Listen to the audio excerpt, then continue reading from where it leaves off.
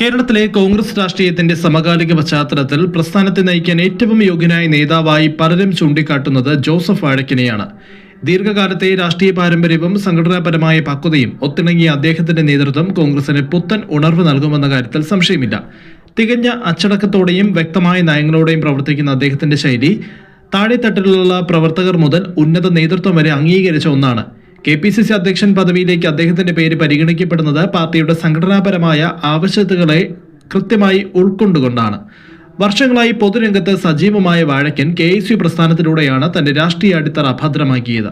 പിന്നീട് കോൺഗ്രസിന്റെ വിവിധ തലങ്ങളിൽ നിർണായകമായിട്ടുള്ള ചുമതലകൾ വഹിച്ച അദ്ദേഹം പാർട്ടിയിലെ വിഭാഗീയതകൾക്ക് അതീതമായി പ്രവർത്തിക്കാൻ എന്നും ശ്രദ്ധിക്കുകയും ചെയ്തു.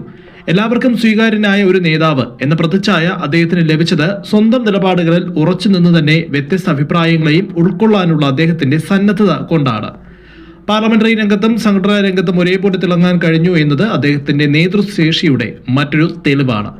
പ്രതിസന്ധി ഘട്ടങ്ങളിൽ പാർട്ടിയെയും മുന്നണിയെയും നയിക്കാനും സർക്കാരിന്റെയും പാർട്ടിയുടെയും പ്രവർത്തനങ്ങളിൽ ഏകോപനം കൊണ്ടുവരാനും വാഴക്കിന് സവിശേഷമായ കഴിവുണ്ട്. രാഷ്ട്രീയ എതിരാളികളെ കൃത്യമായ യുക്തിയോടെയും തന്ത്രങ്ങളോടെയും നേരിടാനും അണികൾക്ക് ആത്മവിശ്വാസം നൽകാനും അദ്ദേഹത്തിന് കഴിയും.